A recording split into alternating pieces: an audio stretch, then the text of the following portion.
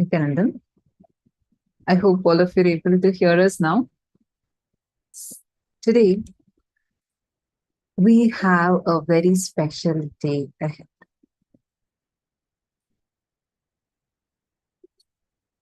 There are people who have achieved literally living, I should say, the dream of millions as their life. Yet, there is something that they are unable to still come out of. The clutch of their pasts. All of us struggle every single day where the load of the past, the guilt, the incompletions, the sufferings we have endured in the past, still sitting in our present and affecting our life, creating a hangover in our life. And we get affected. We feel like we are somehow incapable of getting rid of that. Even though you achieve, how many of you have seen in your own lives, even though you would have achieved something great, there's still an inner voice in you that says, that reminds you of your failures, that reminds you of the past pains, that reminds you of something that you didn't do right in the past, which is sitting now and affecting you. The load of past seems to be something that's very, very ingrained in us. Am I right? How many of you are able to see this? And we go on feeling, oh, why is my future like this? Someday something would happen and everything would become all right. But that someday something would happen is not really going to happen. We need to wake up to understand that the power is in our hands. The power is there in your hands. If you decide, you have the capability to rewrite your future. Right now, it's defaulting. It's just going back to a default future. But what Swamiji is going to teach us is how you can break free from the clutches of the past and how you can transform, literally rewrite your future. And today we are also going to be understanding about not just rewriting your future, in addition to that, rewriting your past as well. Because all the future, every moment of our future is a cumulative result of our past. Every moment of our future is a reflection, result, and essence of the past. In your past, if you have had incompletions, hope that in the future. In your past, if you have worked hard, hope that results in the future. In your past, if you worked very rarely and if you have lazed around, then you have to expect that in the future. All the present moment and the future is a result of the cumulative past. Now, how do you go back and change your past? Is it possible? Can you factually change it?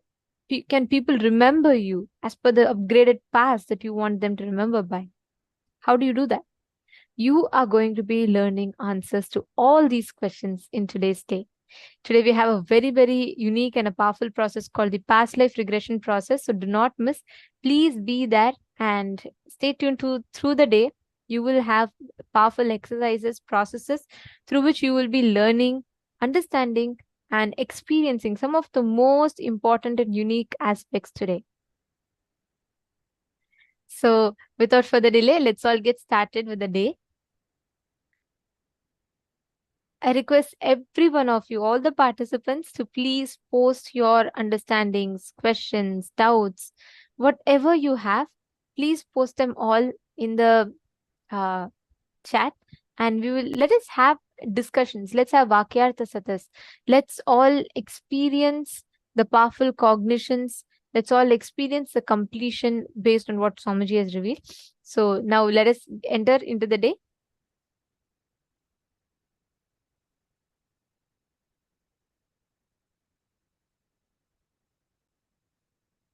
The first session we are going to be having is understanding the space of Nityatva. the eternity dimension. Let us now listen to that revelations.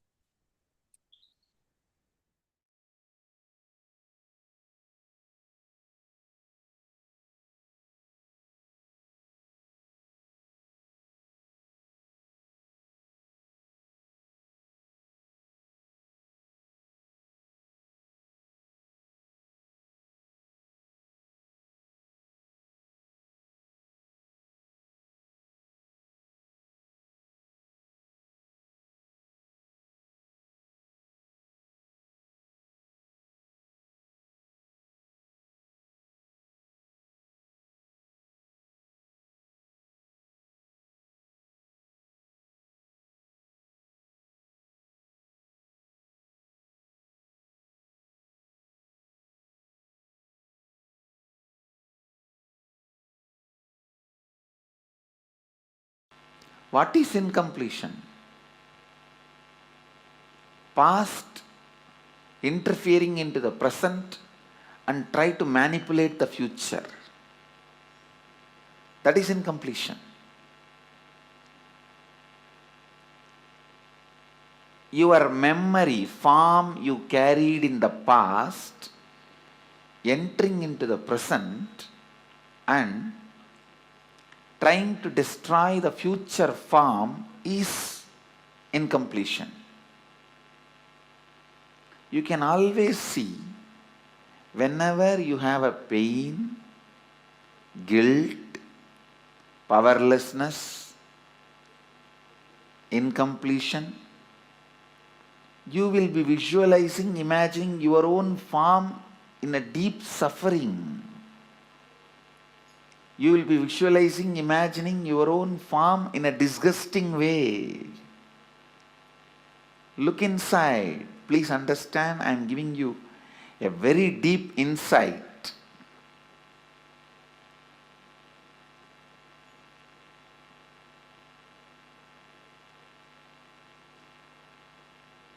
Whenever you are powerless, angry, violent, incomplete,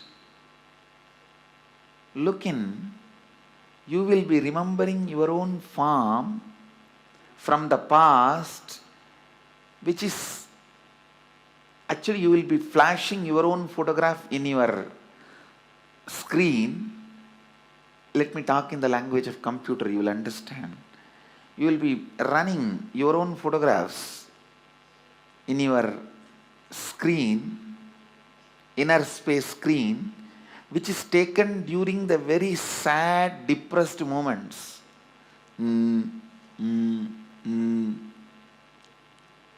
What can I do? Lost, over. That kind of the photographs which you have taken at the wrong moment and preserved, stored in high resolution, in a stupid way, in your inner space, you will go on be replaying them. See, whenever you are powerless, you are not going to remember the full smile photograph of you or the ecstatic photograph of you. When you remember that, you are going to be in the space of completion.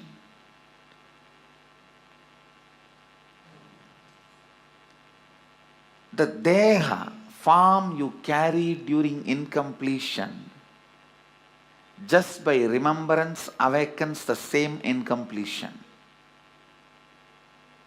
Understand? Just by remembrance, something can bring incompletion or completion.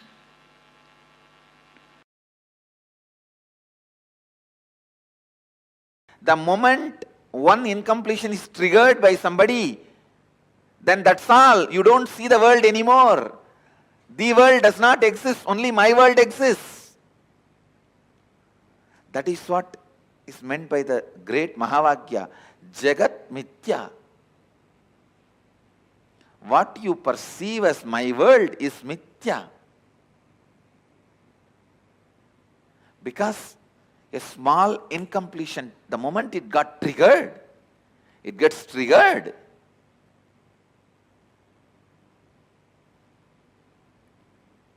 A small incompletion, the moment it gets triggered,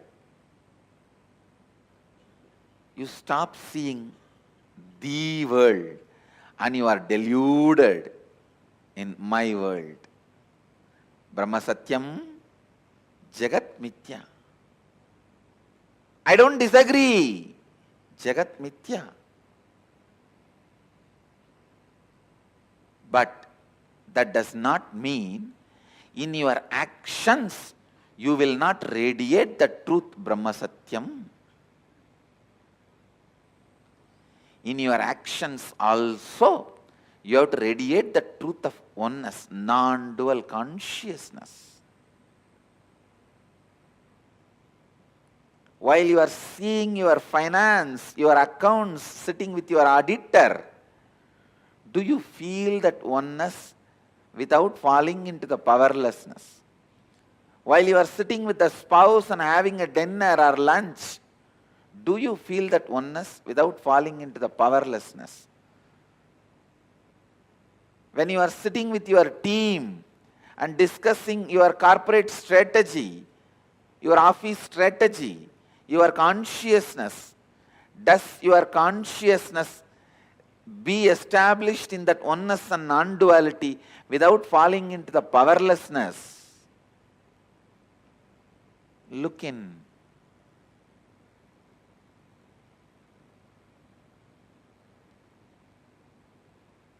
Just your back pain disappearing is not the result of Advaita. All the pain which you have hidden in your back should disappear. Not just back pain disappearing. All the pains which you have put it in back has to disappear. Suddha Advaita Sukhabodha Jnanam. The pure Advaitas, joyful influence and the wisdom which comes out of joyful influence. Please understand, the joyful influence of Advaita is what I call completion. The joyful influence of Advaita is what I call perpetual completion. The joyful influence of Advaita is what I call Sahaja Samadhi.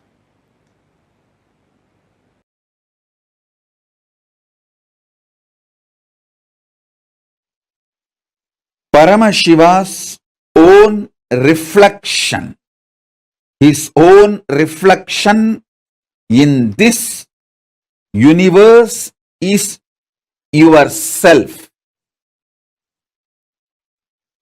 Yourself's original source in the parallel universe is Paramashiva. Listen.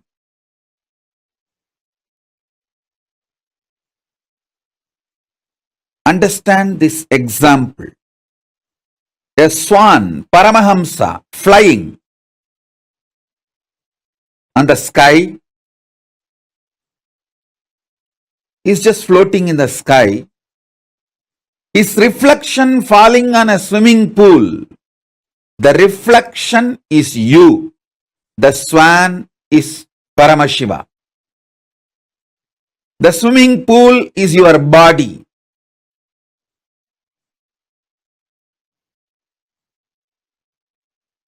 Understand,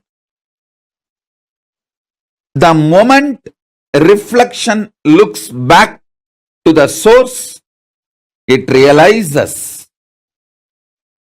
it was, it is, it will be forever Paramashiva. Sometimes the reflection feels it is being hurt by the waves in the swimming pool.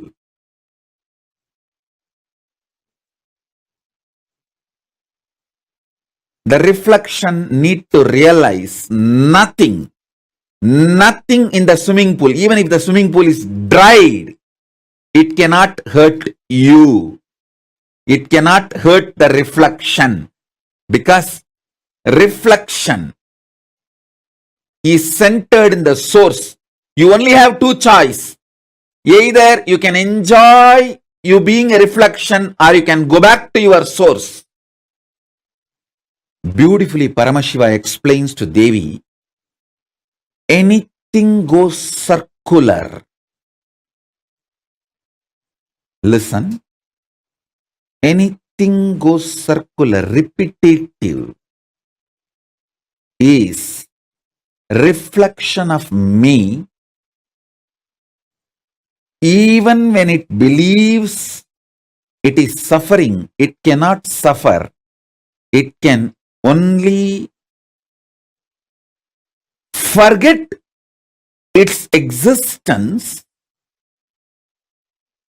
In the delusion, it can force itself and imagine itself as if it is suffering.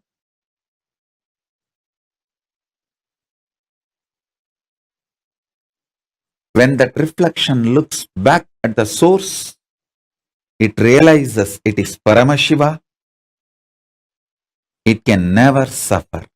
Listen. Listen to this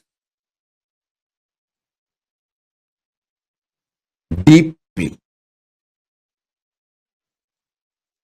You in the parallel universe is Paramashiva, the great swan floating in the space. The reflection of that great swan on the swimming pool in this universe is your individual self.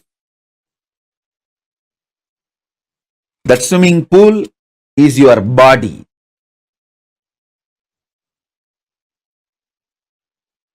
Anything which goes round, listen. Paramashiva explains so beautifully. I'll tell you in the modern language, whether it is an atom or known universes, everything goes round it is in circular motion in the space, in Chitagasha, conscious space. Anything, whether an atom or the known universe, everything is rotating in the circular motion.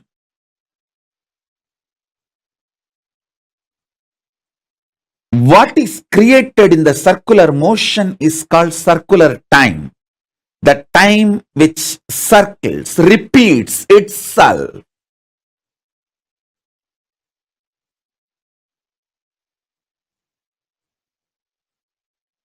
You can see in your body, your hunger repeats itself. Your number 1, number 2, number 3 repeats itself. Your sleep repeats itself. Your patterns repeat themselves.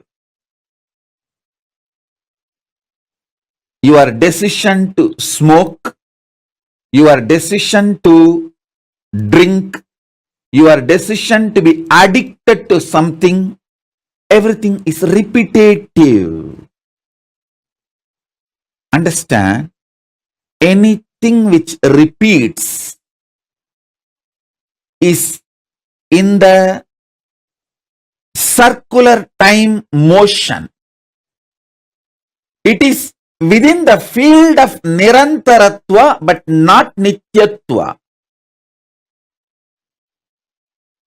It is within the field of Nirantaratva but not Nityatva. If you know, anything which repeats does not hurt you, cannot hurt you. You are liberated from time. You are liberated from Kala.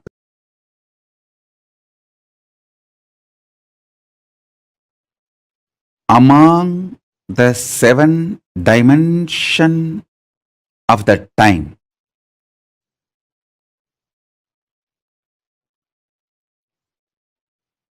Space before the past. Past. Past merging into the present. Present. Present evolving as future.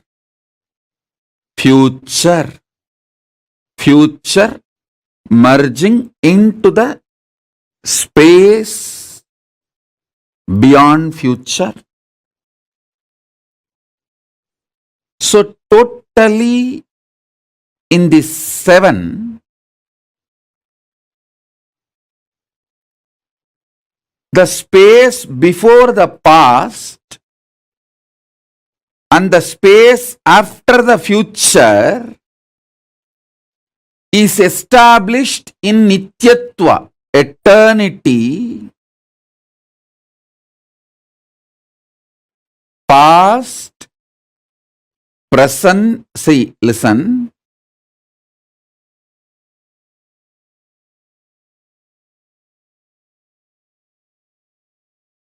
Past, past becoming present, present, present evolving as future, future. This 5 is Nirantaratva.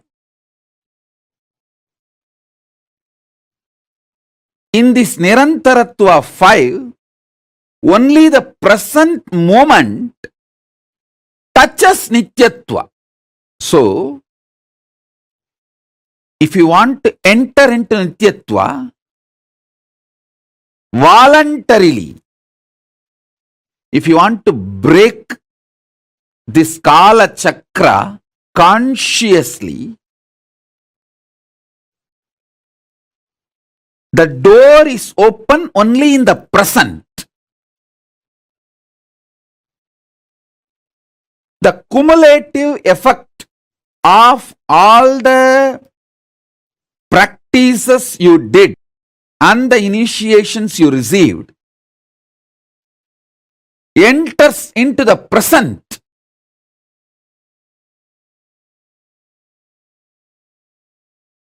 And makes you experience Nityatva. Listen. I wanted all of you to remember the cognitions I gave about Nityatva and Nirantaratva. Nityatva is 7, Nirantaratva is 5.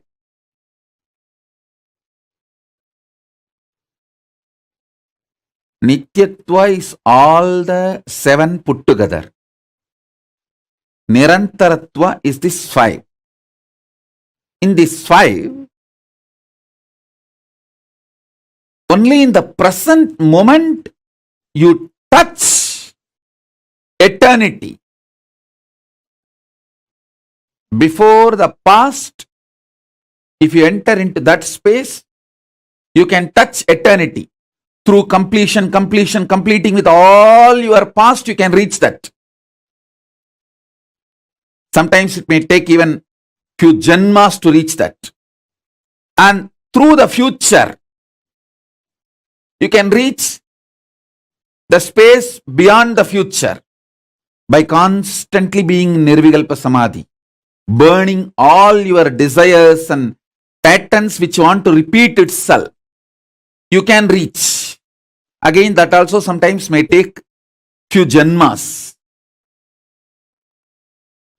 But entering into that Nityatva can happen in the present moment just through initiation.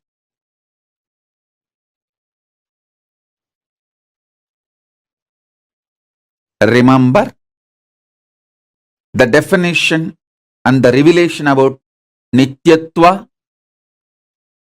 Remember the truth about Nirantaratva. Remember the next statement I made. you can reach into Nityatva by going before the past. You may need to complete the past. By completion, you may enter into the space before the past. You can enter that way. That is also one path. There is another one path where you can enter into the Nityatva by exhausting all your future. By being in Nirvikalpa Samadhi, you burn all desires, all seeds, all bijas which can manifest your future, all karmas burnt. And then you enter the beyond future space, Nityatva.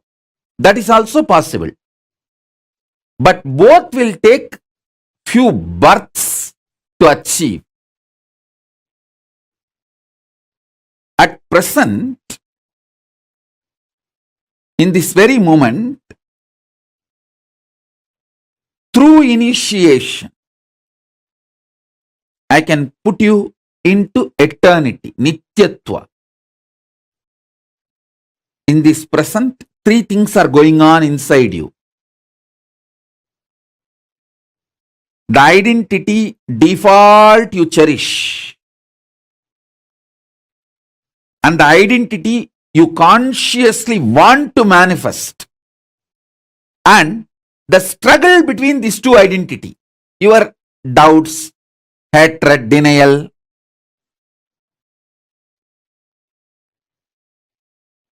Smelling Paramashiva, waking up to Paramashiva,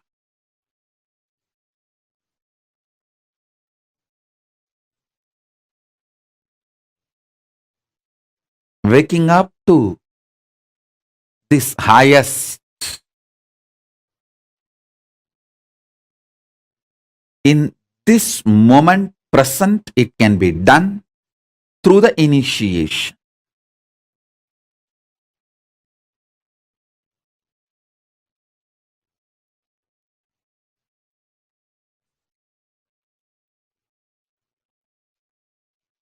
So understand,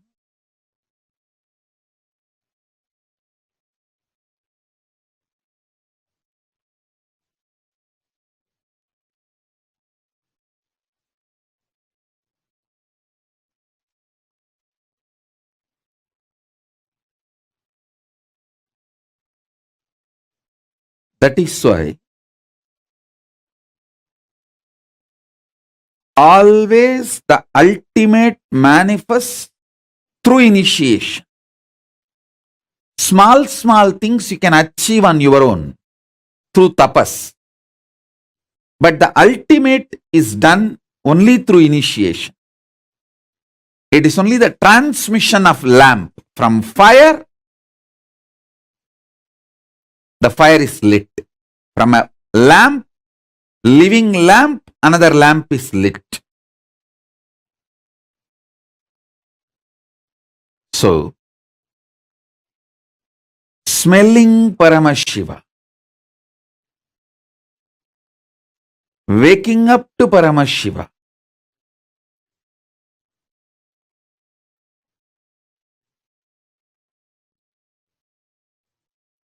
waking up to this highest. In this moment present, it can be done through the initiation.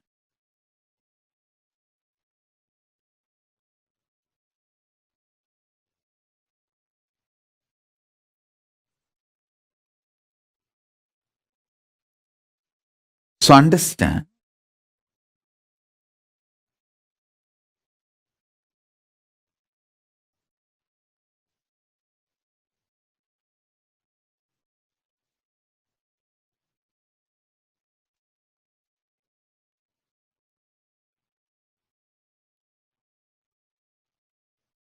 that is why always the ultimate manifests through initiation. Small things you can achieve on your own through tapas. But the ultimate is done only through initiation. It is only the transmission of lamp from fire. The fire is lit. From a lamp, living lamp, another lamp is lit.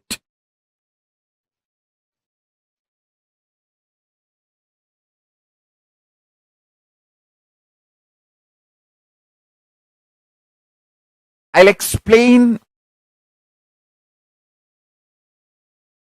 this eternal, the truth of eternity. Understand? Many of your patterns, sufferings, fears are impulsive, not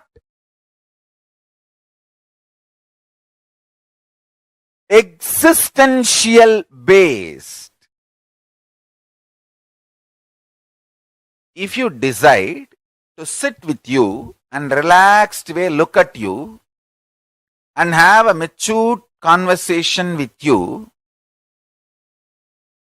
much of your fears have no place inside you. If you just want to throw tantrum, how can he do that? How can she do that? How can this person do that? How can that person do that? If you are interested in throwing tantrum, all the fears, greed, everything has a place in you. But this constant tantrum-based reaction and action, the life you are going to manifest around you is going to be hell. Listen to that truth. See, the constant tantrum throwing, violent hatred, action, reaction, you are going to create hell around you.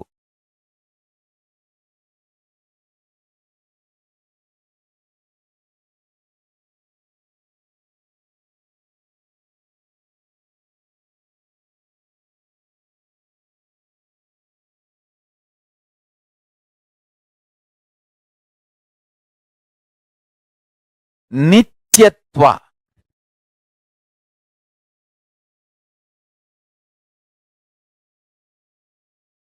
I can use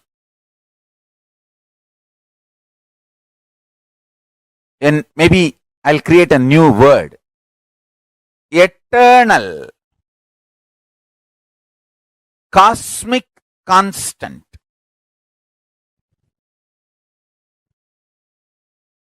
It is actually one of the dimension of the universe.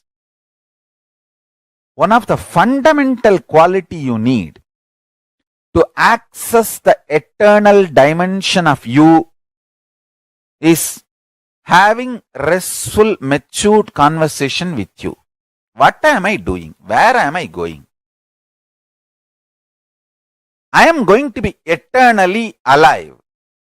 Am I planning and building my life for that? Or am I just agitated, tantrum throwing child, thinking that there is no tomorrow? When it comes, let me face.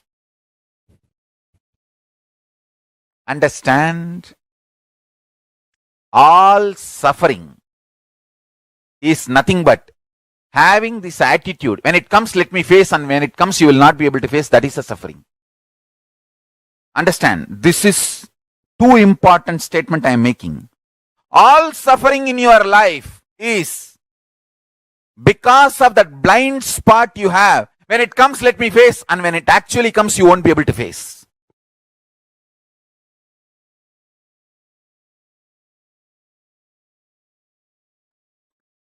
In the past,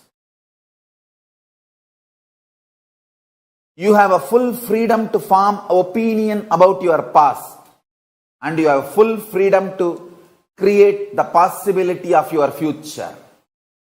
This clarity you will get only if you decide to do tyaga. Listen. I am freed. I declare boldly, I am freed, liberated from sufferings once for all. Suffering related to past, suffering related to future. Because I decided to do tyaga. Understand? You can always sacrifice the achievements, pleasantness, bliss, joy related to your past. You can always forget that you completed PhD. But you can never forget you got delayed for one of your examination because you spent time with your girlfriend, or you slept and you did not appear for that examination. That pain you will be carrying even now. Sacrificing the past related pains, understanding even factually, many of your pains are unjustified and incorrect. Understanding even factually, your pains are not supported, justified by the reality, real happening is completion. I am repeating. Even factually, as per the real happening, what has happened, if you look what has happened from all dimension, even your pains are not justified. Your pains are not really right. Even your pains do not have justification to exist in you. If you see the past happenings multidimensionally, is completion with the past. I tell you, how much ever you say, no, I know I have some pains which are absolutely justified. No. You may be Guni, you may be Kaikeyi, you may be Surpanaga, you may be Danganaka Duck, Danganaka Dick, I don't care. You are wrong.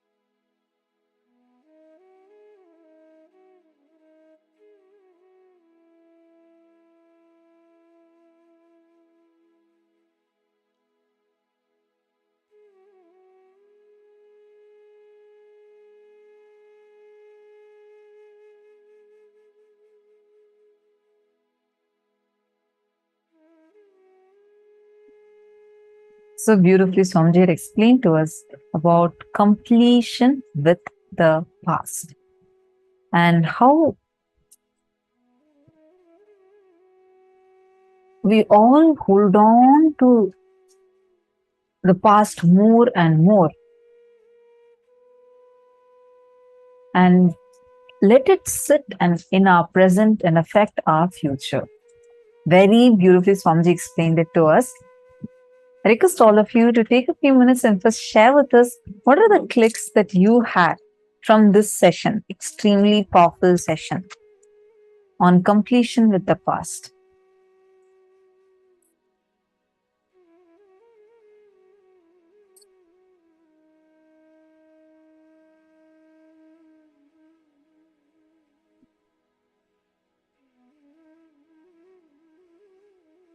How many of you understood this beautiful explanation that Swamiji had given to us about how all of us go on holding on to that pictures of ourselves, the selfies that we take with a very sad face, most victim face, and all the kind of images where you're not happy. That is what is stored inside. How many of you understood that? Take a few minutes and I request all of you to share.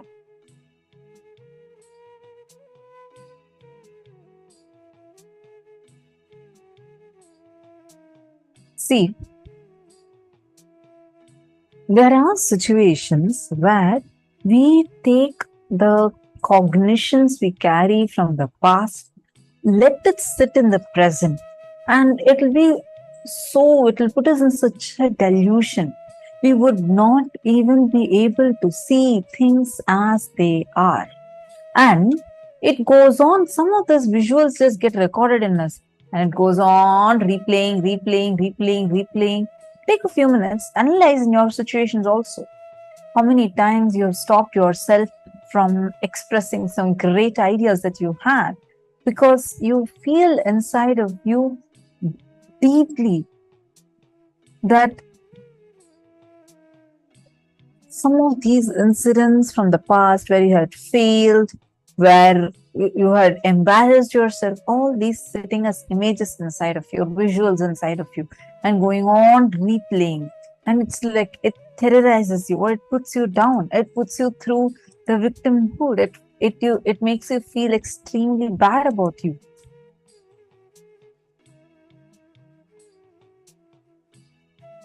Okay, yes, and it's like a strong magnet that pulls you more. So true. Malita has posted. Malita, you're asking, how do we deal with a situation where we had an argument with our spouse, say the day before, and mad today about it? For everything, completion is the key. See, now even in the situation you're saying, actually, I remember once, and this also happened in Gurukul. We keep telling so many stories from Gurukul because that's where we were grown up, where we were brought up literally. So from that, see, once we had I think a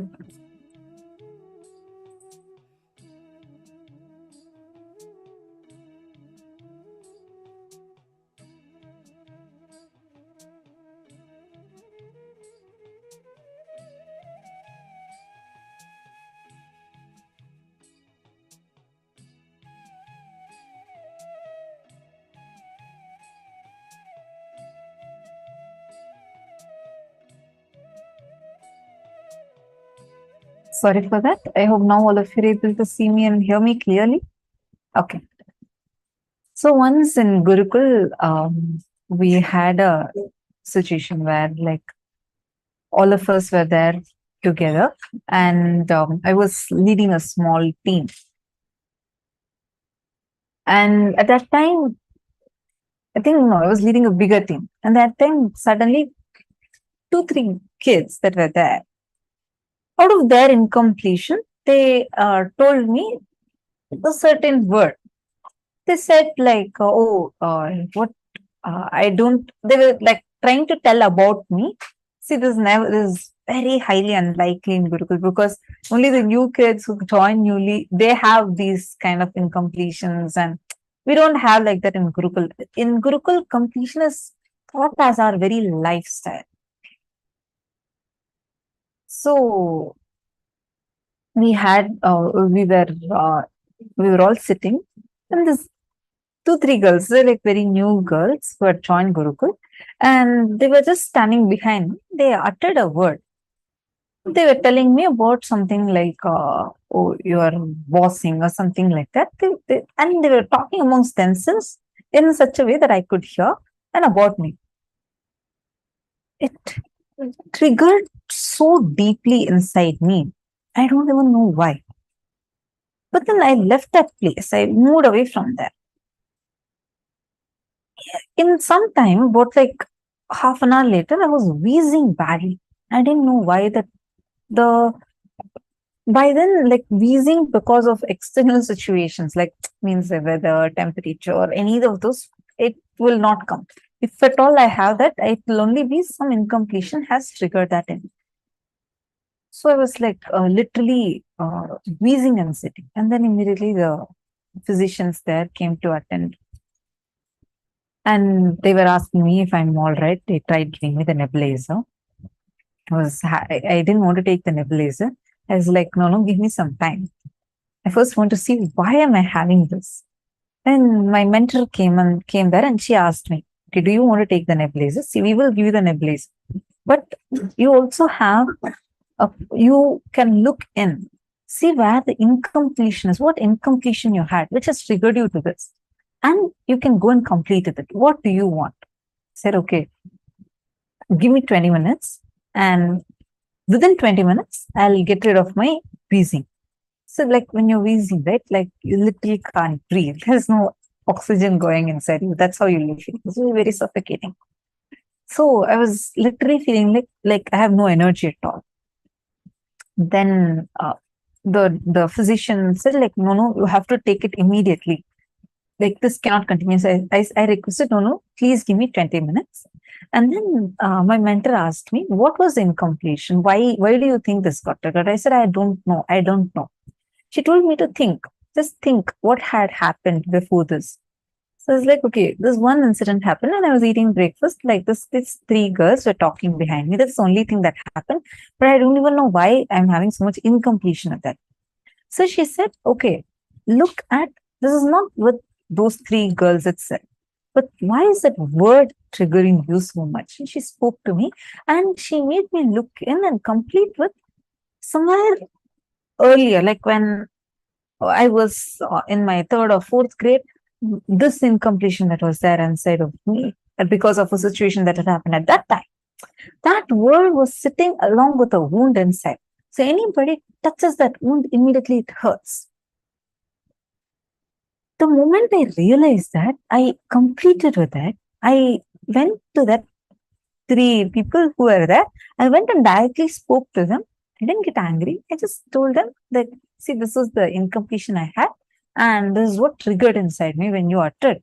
So I'm completing. And I'm just completing with you also for like whatever feeling that had generated inside you. It's probably because I'm holding on to this word and this incompletion from the past. And when I went and actually spoke to them, though they also became very complete with me. And like the conversation ended so beautifully. It happened like 5-10 minutes, that's all. Then I forgot that I had wheezing. I completely forgot that.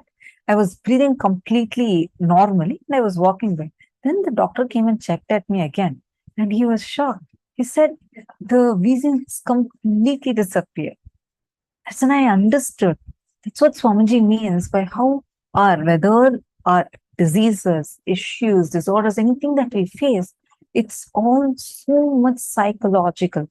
And the moment we complete, when we do completion with our past, it has a direct impact with our present.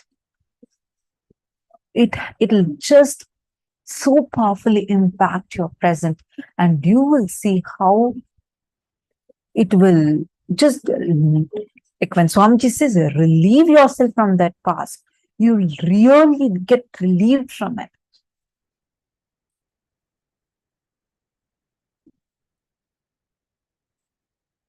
Malita is asking, so you relived the moment when you were in grade 4 until you did not feel the hurt inside you anymore, correct, no?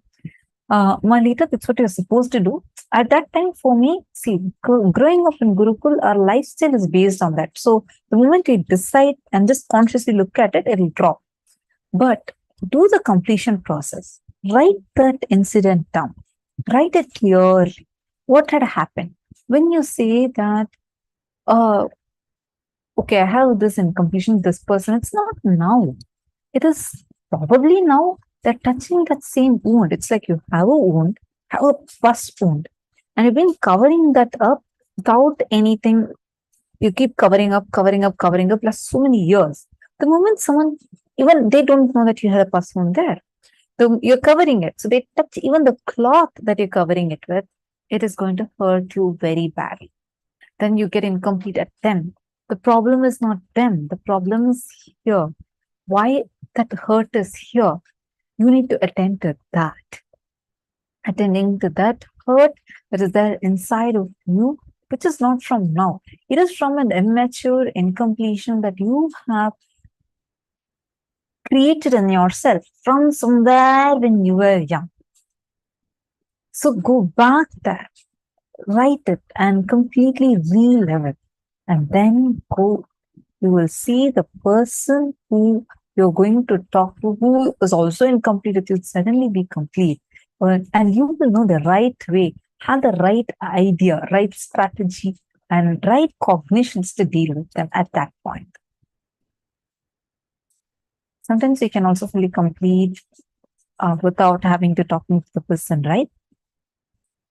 You can complete, see, that end of the day, the incident situation should not cause any disturbance in your inner space.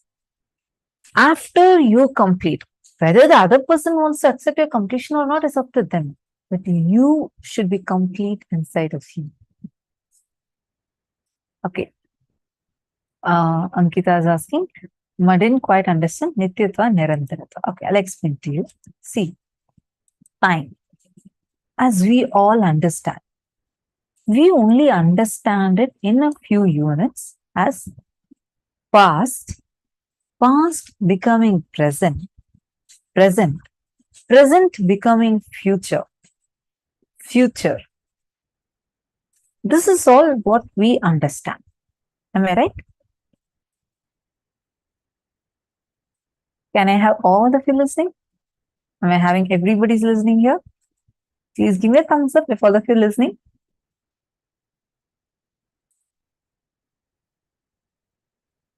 Okay. Ankit, I do not see you on camera. May I request you also to please come on camera? Who is so excited. It's so nice to see her excited. Actually, it's so nice. Every time we see the participants all so delighted, excited, it is so much more nicer, and it feels like, oh wow, this person is clicking with it so much, and they should experience more and more. Okay, listen.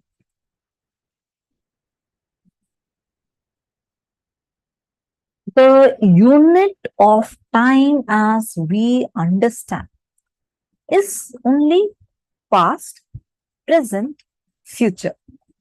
And we say, okay, the past becoming present, present becoming future. And so this is all is the perception of time that we have. And this is what we call as Nirantaratva. All your cognitions, planning, everything is within this range only. The cognitions and ideas you carry about the past and the ideas you carry about future itself will be different. Like, for example, we all in our right now, our modern day, the understanding, the maximum capacity you can visualize is only a century. You don't have any word beyond a century, correct? As a unit of time, we work with seconds, minutes, hours, day, week, month, year, decade, century. This is all we have. In Hinduism, you have something called as yugas, kalpas. All these, when we say the word kalpa, it consists of millions and millions of years. We say, so when we are cognizing in those, we understand the time, everything in a much higher perception. When you cognize that there is an existence of kalpa, the way you cognize about you, that also expands. Listen carefully. You need to listen carefully, only then you'll be able to catch it.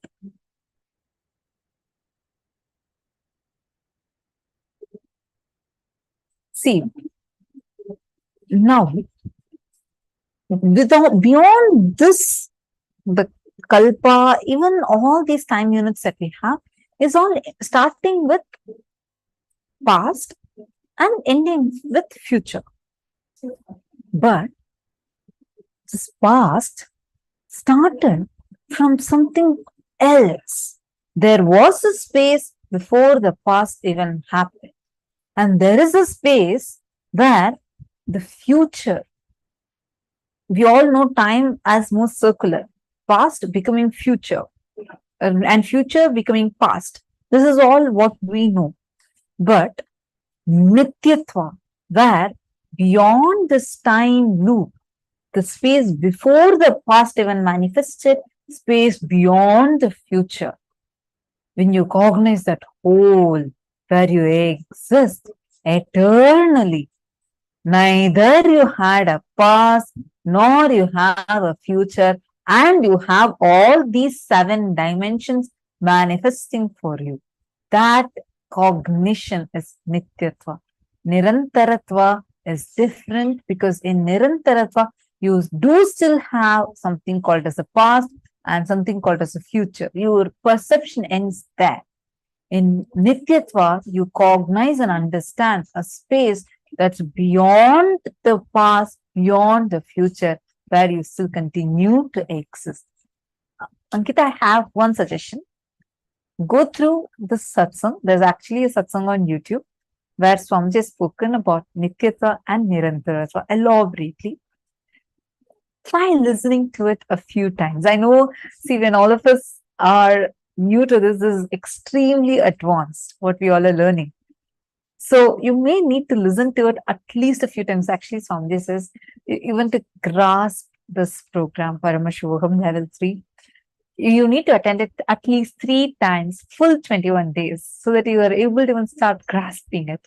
The knowledge, the immense knowledge that is that Swamiji reveals to us is phenomenal. I feel so blessed. Like from the time this program started, I've been blessed to be a part of it as Acharya, where we conduct the sessions and we listen to these sessions so many times, again and again and again. But even now, when we listen to it again, I have a new click. I understand it differently. I understand something totally new, because every time when we expand, the way we cognize the truths also deepen, because Swamiji does not just talk words in one way.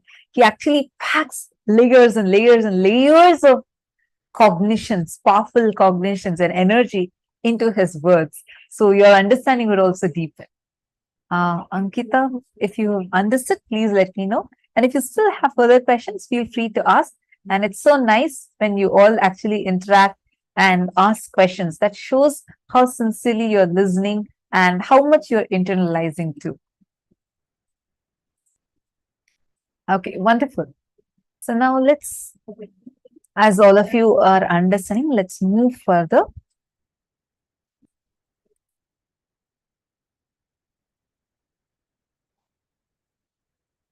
The truth of eternity. Many of your patterns, suffering, fears are impulsive. They are not existential based.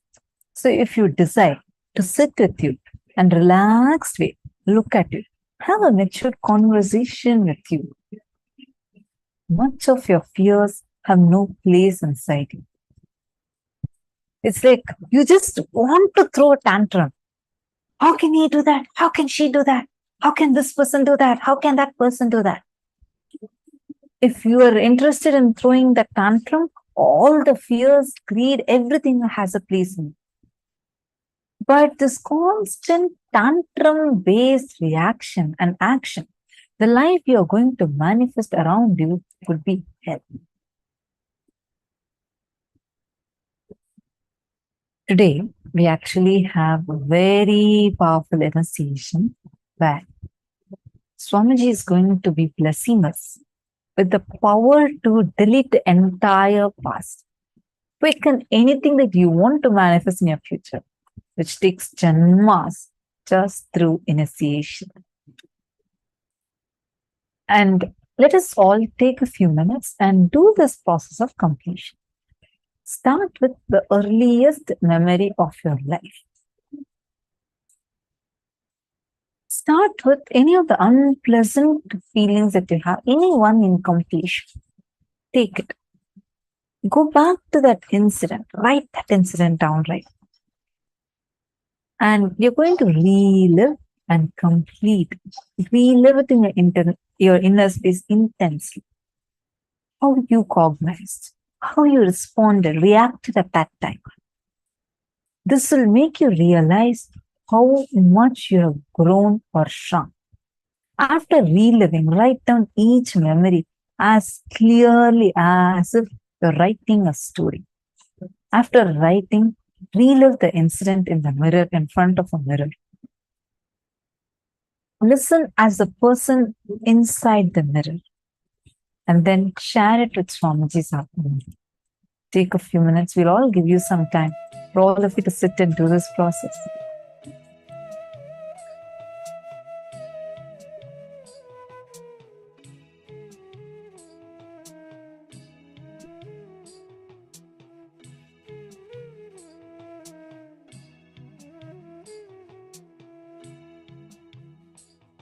Any questions in your you have, feel free to ask us. Don't worry, the more questions you ask is actually wonderful.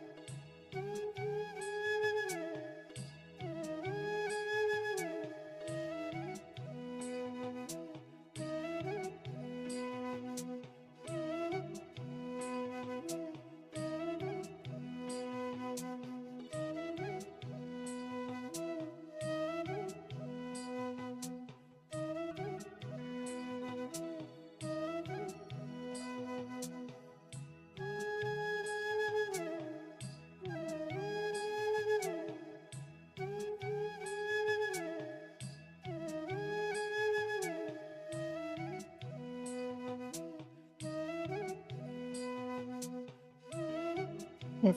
How many of you have finished writing? Actually, this one thing, understanding about how your past does not govern you. The hangover of your past sitting in your present is what is going to affect your future. Some moment of pain or suffering from your past, some incident, which is still sitting in your present, that will affect your future. And as long as that affects your future, you will be stuck in this vicious cycle, your incompletion repeating time and again. It'll keep coming back, reflecting back in the same cycle. And you will be stuck forever in this vicious loop. Your future is nothing but the cumulative result of your past as you remember it. See, many times we all think, oh, this is what happened in the past, so that is what is by default going to reflect in the future. No. How do you associate your past? That is what is going to reflect in the future. Was the past a punishment for you, or was it a learning for you? If it was a learning, your future will be a joyful, seamless flow. If it was a punishment, your future is going to be a very tough, rugged journey. How are you planning? What are you perceiving as your past? You reflect only that as your future. Understanding? So, the earliest memory, when you relive that, you are letting go of the cycle, the vicious cycle that you create inside of yourself, of the past. Now, let us enter into power manifestation session. In this round, what all of you are going to be doing is completion. Just by doing the completion, you are going to be manifesting the ability to manifest the power of making the deity move on a silicon surface. Sit with that conclusion. See, whenever you decide to drop the perception of your past and you decide to complete in you will see only that will reflect as reality even in the future. Sit now. Consciously decide to manifest the future the way you want without clutching to the result of the past. Without having the hangover of the past. Creating the future is called completion. Sit now with that conscious decision inside of you. I request every one of you to intensely chant the Mahavakya.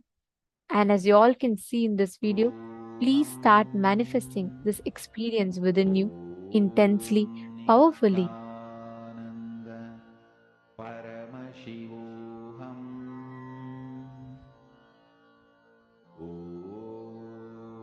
Nithyananda. Paramashivoham. Om Nithyananda. Paramashivoham.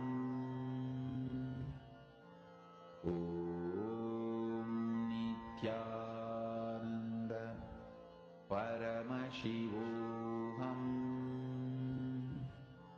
Om Nithyananda. Paramashivoham. Om Nithyananda. Paramashivoham. Om Nithyananda. Paramashivoham. Om Nithyananda. Paramashivoham. Om Nithyananda. Paramashivoham.